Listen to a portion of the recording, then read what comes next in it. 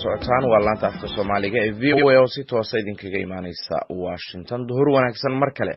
Haatan waxaad ku soo dhawaataan barnaamijkii hibada iyo halabuurka oo toddobaadkan ay Sagal Mustafa Xasan noogu soo diyaarsay magaalada Hargeysa.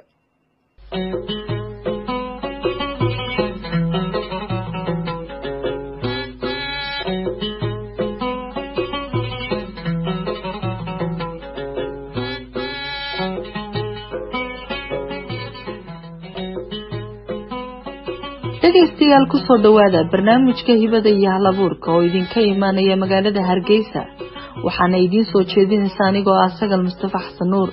Toddobaadkani waxaa marti iigu ah Dr. Ibrahim Maxamed Kaahin oo ku magac dheer Ibrahim Duxul.